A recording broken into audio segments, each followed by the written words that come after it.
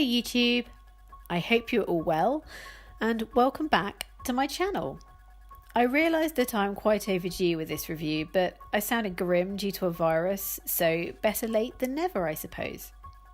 Today's review will be all about John Carpenter's Halloween, that iconic cinematic composition which is embedded in horror fans' minds since its release in 1978. It was a trailblazer.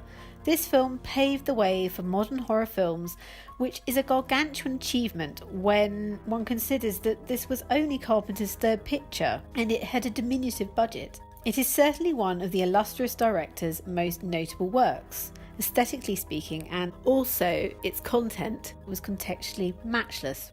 The success of Halloween is comparative to that of Spielberg's Jaws. Both Carpenter and Spielberg enjoyed victory during their early stages of directing. Halloween and its subsequent franchise has continued to spark debate and curiosity. Perhaps this is even more relevant in this hyper-self-aware political landscape. The newest addition to the sequence has also amplified the achievement of the initial film. John Carpenter was hired to direct the picture, which was originally entitled The Babysitter Murders, catchy, because his previous work, Assault on Precinct 13, had dazzled Halloween's finances. The haunted house trope and Hitchcock's Psycho strongly influenced this film.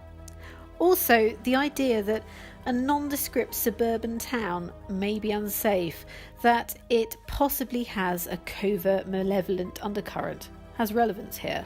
Dr. Loomis, Halloween's Victor, had been a role which Donald Pleasant accepted as his daughter was a John Carpenter fan. Pleasance had not been the Halloween curator's initial choice to play the determined psychiatrist.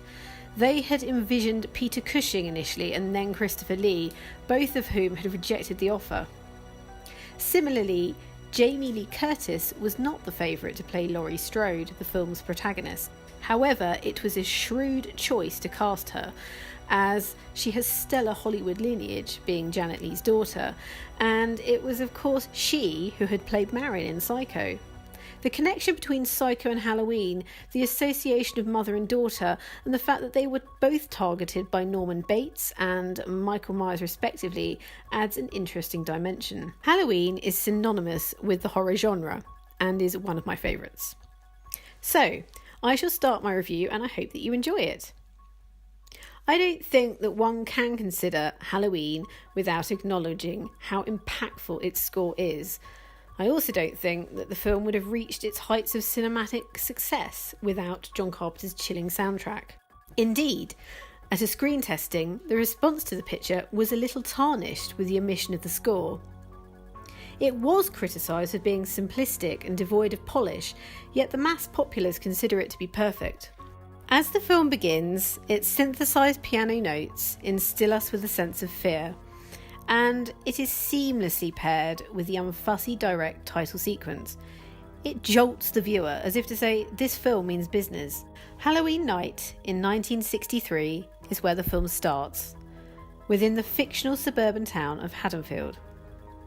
The viewer sees everything from the perspective of a 6-year-old Michael Myers, as he equips himself with a kitchen knife, attacks his teenage sister with it whilst wearing her boyfriend's Halloween mask. He then calmly descends the stairs of his family home and walks out onto the veranda to the disbelief of his parents who meet him there.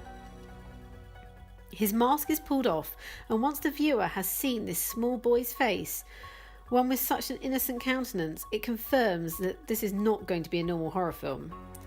I should note that there is actually a distinct lack of parental presence in this film, and I think this enhances the concept that home is not necessarily safe.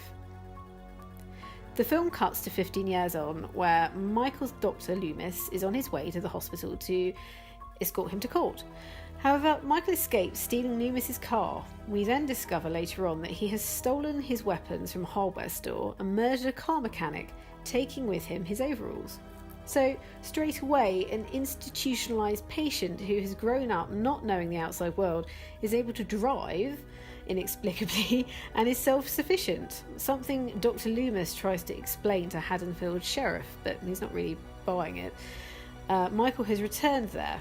Indeed, Michael is residing in his childhood home, which had been abandoned. It is there where he catches a glimpse of Laurie Strode, who he fixates upon, stalking her.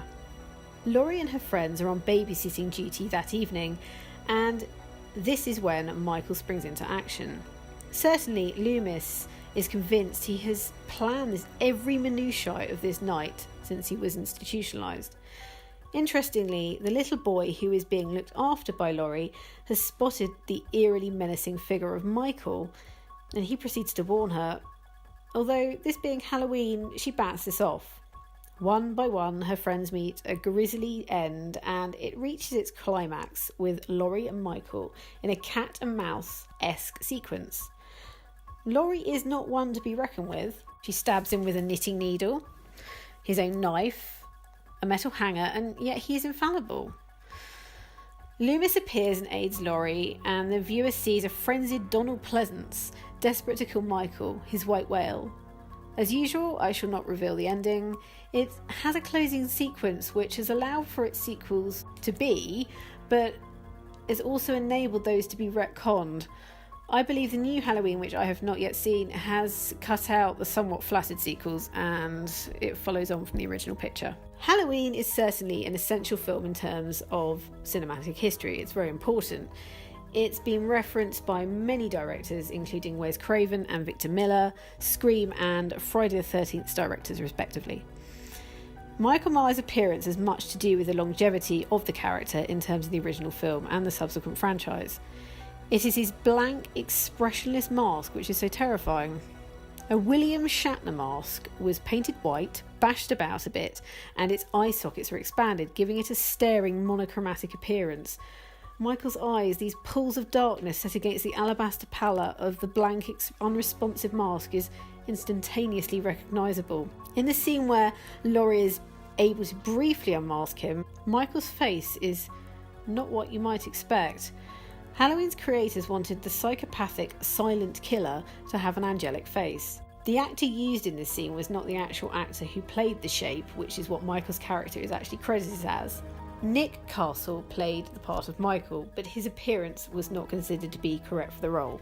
There are masses of trivia and anecdotes attached to Halloween, including John Carpenter's cigar smoke rings, which are apparent in one scene, but you have to look really closely. In another oversight, we can see a crew member's head. It appears above a hedge in another scene. It's quite funny. Halloween arguably beget the idea of holiday-themed films. So, pictures such as Friday the 13th, April Fool's Day, and My Bloody Valentine would perhaps not have existed without Halloween.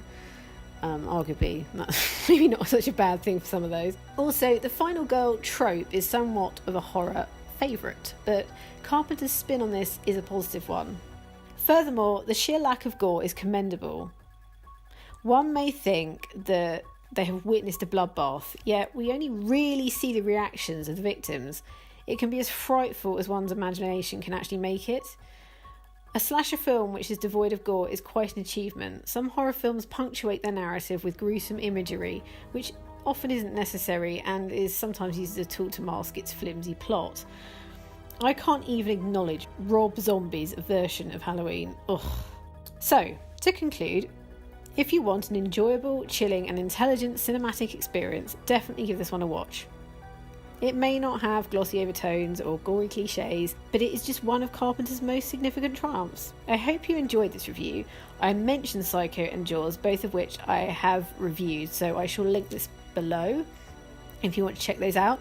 Let me know your thoughts on Halloween. Do you think it matches up to the new one? I'd love to know. Please give this video a thumbs up and click on the subscribe button if you liked it. I shall be back soon with another review. Please don't have nightmares.